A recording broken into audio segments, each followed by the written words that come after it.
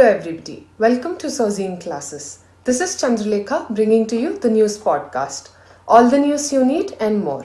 So, the first news we will be discussing today is an article that is published in page 7 of the Hindu newspaper, which is all about the non personal data.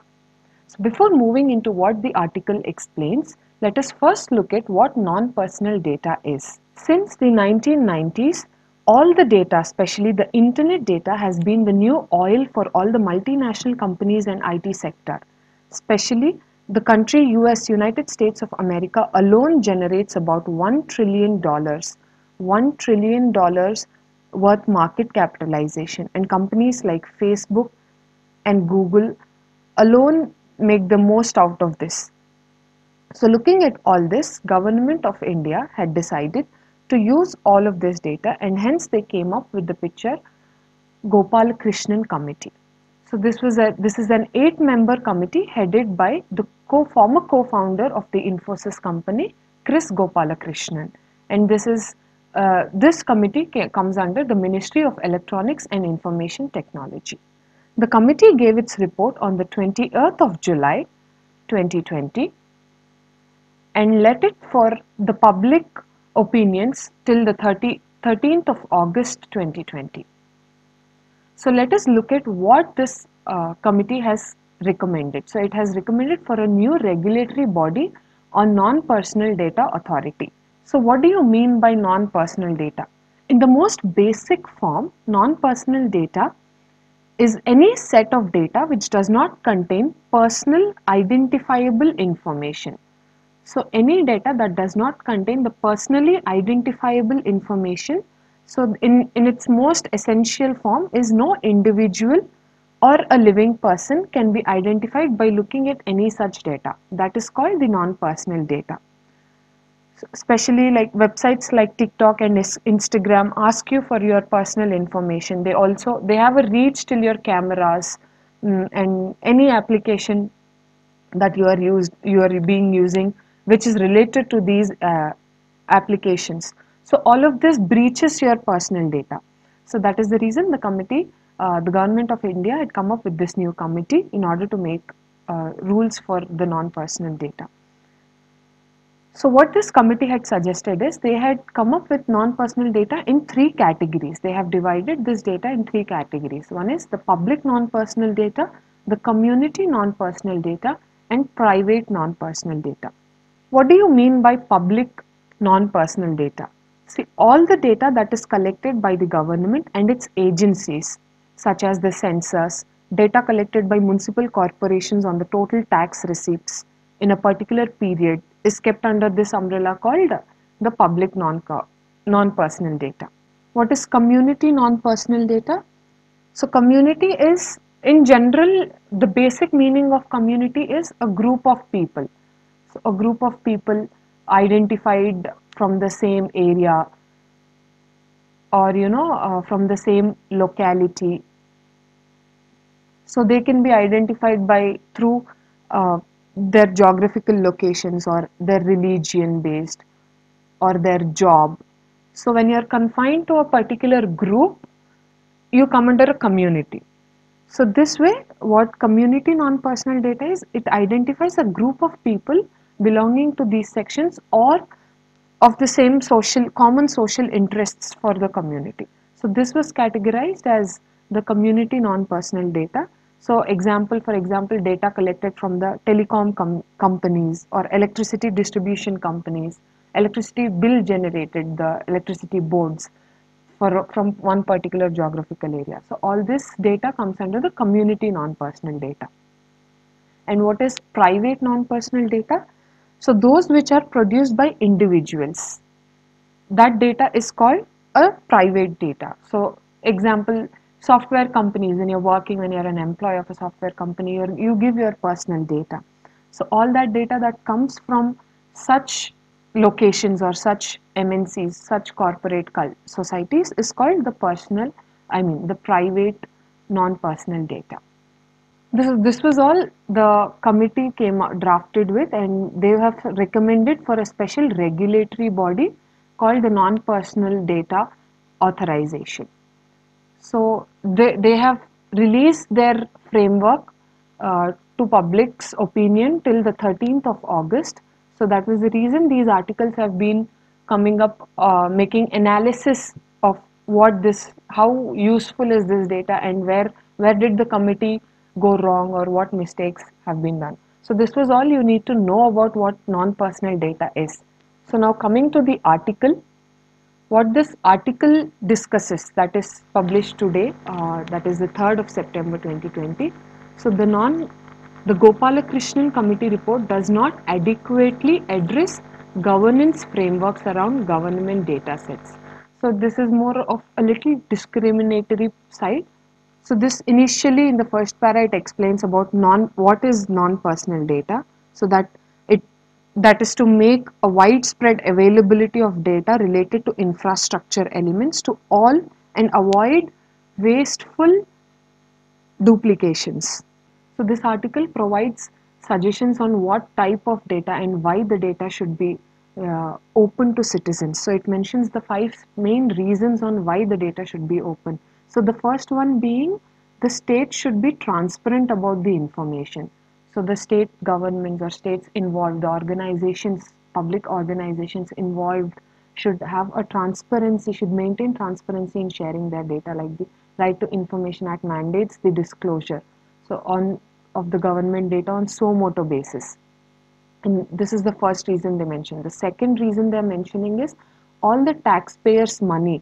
So when the taxpayers' money, wherever it is utilized, when that is mentioned in the data sets properly, that should also help the taxpayers in return. So wherever a taxpayer's money is being utilized and funded, that should benefit, that should bring fruits to the taxpayers.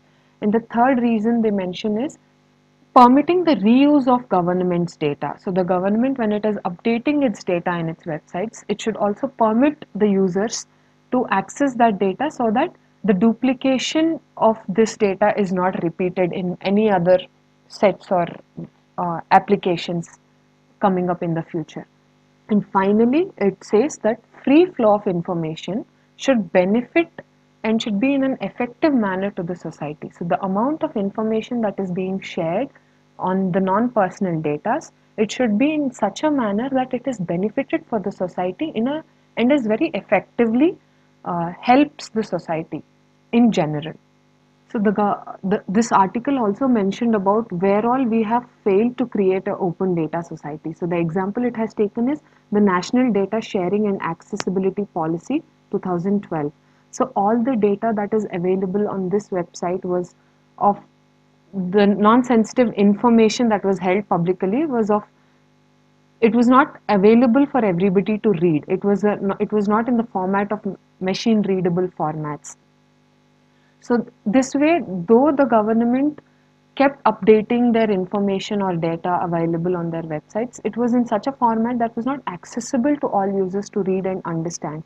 So this brought in a trust barrier between the society and the government. So the article suggests the government or the policies to be in such a manner that they make sure their data that is already available in the government websites or the public websites available should be in a readable manner,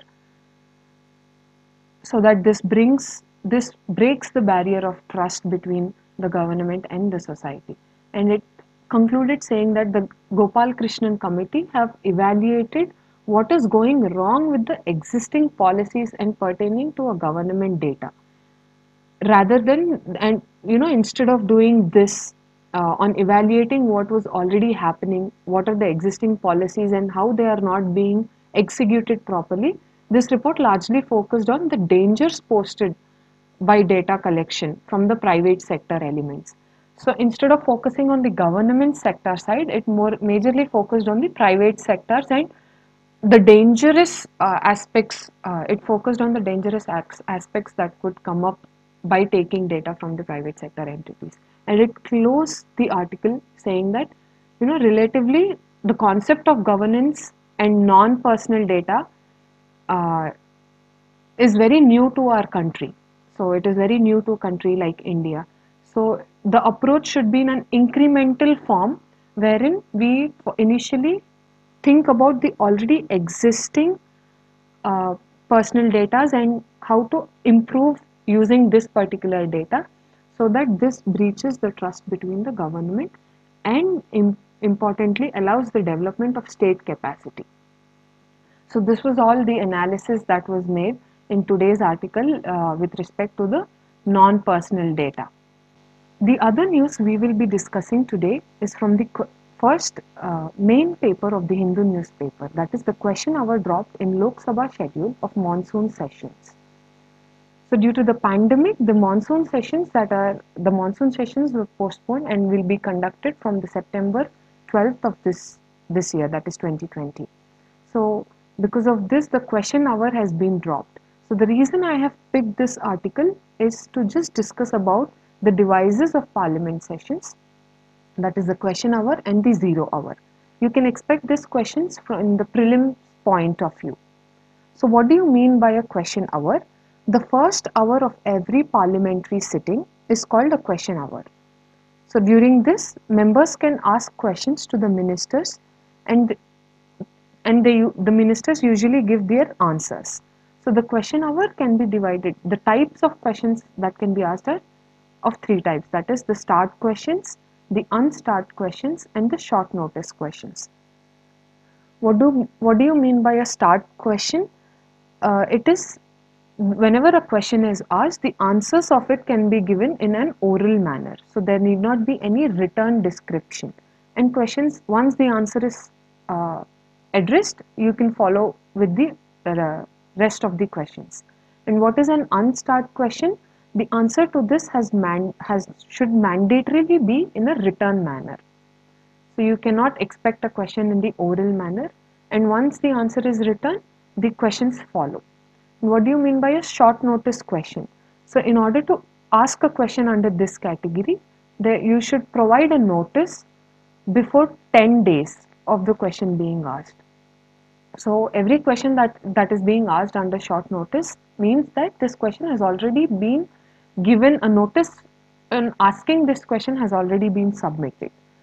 Apart from asking questions to the ministers, questions can also be asked to private members in the house.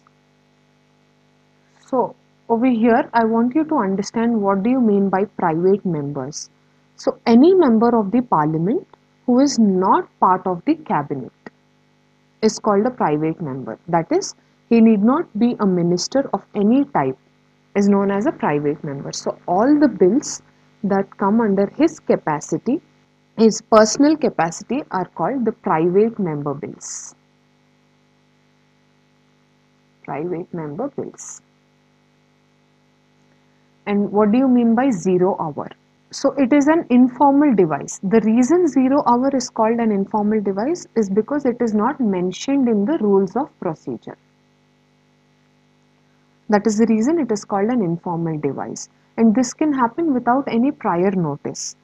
So in the parliament, these matters related to any of the issues during the 0 hour can be raised without any prior notice.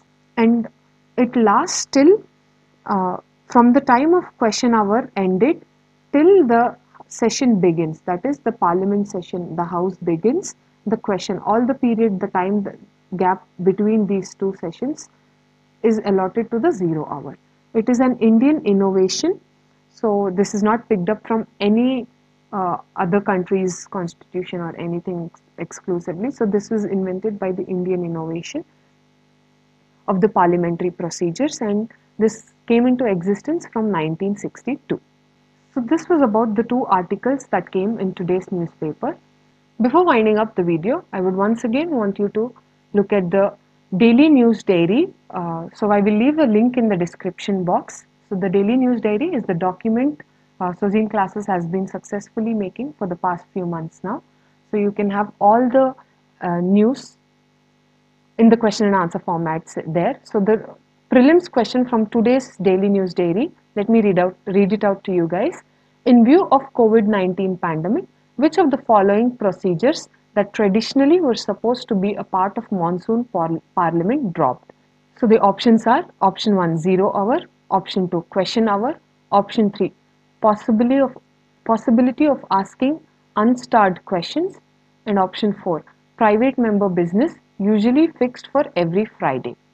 And the options are option A, 2 alone, option B, 2 and 4, option C, 1, 2, 3, and option D, all of the above. Since I've just discussed about this article, I think it's really easy for you guys to answer this question. So we would like it if you drop your answer below in the comments section. This is the answer for the yesterday's Daily News Dairy Prelims question. So these are the questions asked from today's Daily News Dairy in the format of question and answers. So the first question is, give a brief introduction of GST reforms and current compensation standoff the center is struggling to handle. Question number 2, what is Mission Karma Yogi and what are its modus operandi? Question number 3, how are the external security disturbances between India and China reflecting in discussions made to safeguard the India's internal security? And the short answer question is, which state has recently declared 600 acres of area as reserved forest? So in order to have a brief explanation in the format of question and answers, please visit the website www.sozineclasses.com. We will leave the link below in the description box. Thus leaving you all to write your answer below in the comments section.